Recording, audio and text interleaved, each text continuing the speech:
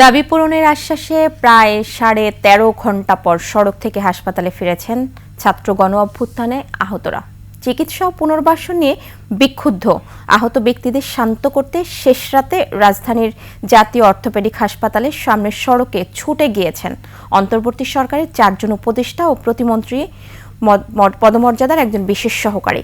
আজ দুপুরে বৈঠক করে ডিসেম্বরের মধ্যে পুনর্বাসন পরিকল্পনার কথা জানান তারা। মানিক শিকদার রিপোর্ট।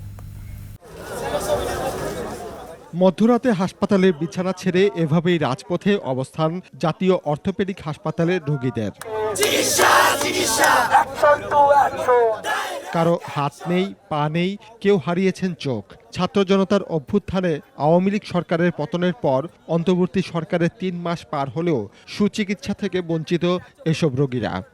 আমরা যে দাবিগুলো ওনাদেরকে অলরেডি জানাইছি, সেই দাবিগুলোর কোনো একটারও প্রতিফলন পাচ্ছি না। আমরা আমাদেরকে বিভিন্ন আশ্বাস দিচ্ছে, আমাদেরকে বাস্তবে কিছুই করতে পারতেছে না।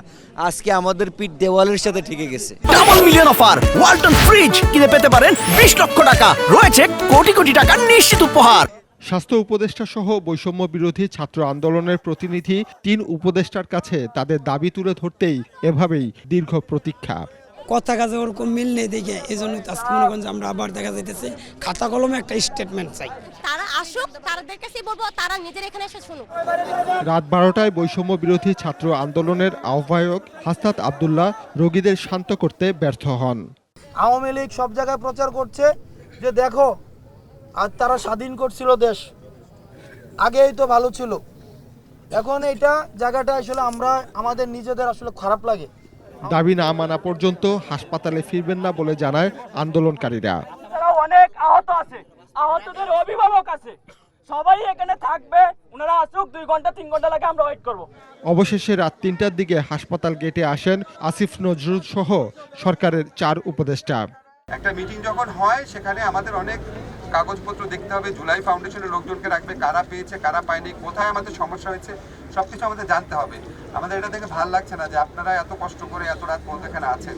সচিবালয়ে আলোচনার আহ্বান জানিয়ে একটি রূপরেখা প্রণয়নের মাধ্যমে ডিসেম্বরের মধ্যে পুনর্বাসনের আশ্বাস দেন উপদেষ্টারা।